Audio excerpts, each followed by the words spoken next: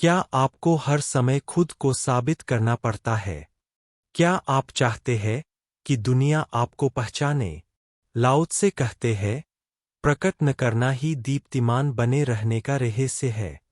जिस पल आप खुद को साबित करने की दौड़ में शामिल होते हैं, उसी पल आप अपनी आंतरिक ऊर्जा खो देते हैं।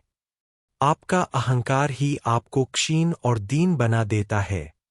लाओ त्से का यह सूत्र आपको सिखाता है कि बिना कुछ किए कैसे संसार का सम्मान पाया जाता है। लाओ त्से की शिक्षा, अप्रकट होने की शक्ति। एक परम लाभ, सुरक्षा और दीप्ति, benefits, security and radiance. Lao Tzu के अनुसार, जो व्यक्ति स्वयं को प्रकट नहीं करता, वह न केवल सुरक्षित रहता है, बल्कि उसकी आभा, दीप्ति भी बनी रहती है। दीप्त बने रहना, संत प्रकट नहीं करते, क्योंकि वे जानते हैं कि प्रकट करने की वासना अज्ञान से उपजती है। यह वासना आपकी ऊर्जा को व्यय करती है। जो अपनी ऊर्जा को भीतर बचाकर रखता है, वह दीप्त, रेडियंट, बना रहता है, जैसे छिपा हुआ अंगारा। प्रेरक उद्धरण। वे अपने को प्रकट नहीं करते, और इसलिए ही वे दीप्त बने रहते हैं।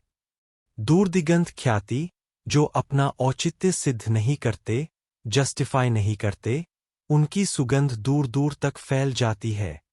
जब आप दूसरों को न्यायाधीश मानते हुए खुद को साबित करने लगते हैं, तो आप अपनी स्वतंत्रता खो देते हैं।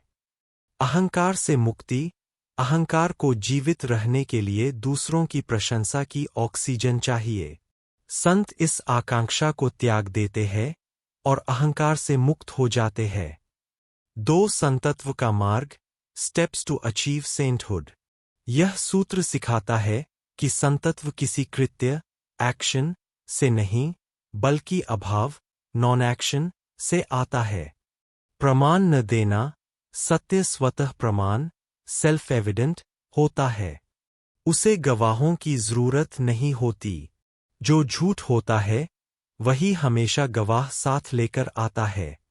उदाहरण, जीसस ने सूली पर जाने से पहले भी स्वयं को निरीह सिद्ध नहीं किया, क्योंकि स्वयं का औचित्य सिद्ध करना, दूसरों को मालिक मान लेना है। सम्मान का त्याग, सच्चा त्याग खाना छोड़ने का नहीं, बल्कि सम्मान की आकांक्षा छोड़ने का है।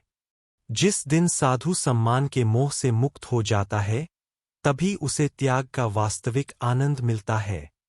यदि आपका त्याग दूसरों की जय जयकार पर निर्भर है, तो वह केवल एक व्यवसाय है।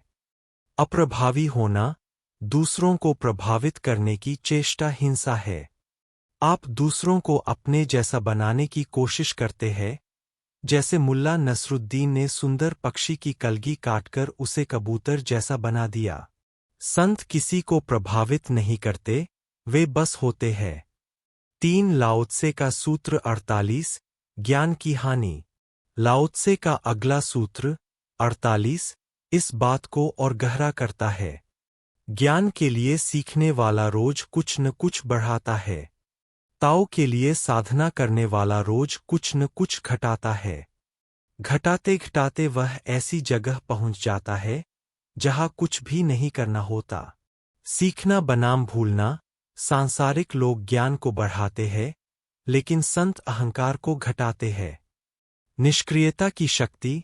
घटाते घटाते जब व्यक्ति कुछ न करने की स्थिति में पहुंच जाता है, तभी वह सहज रूप से जीवन के साथ एकात्म हो जाता है।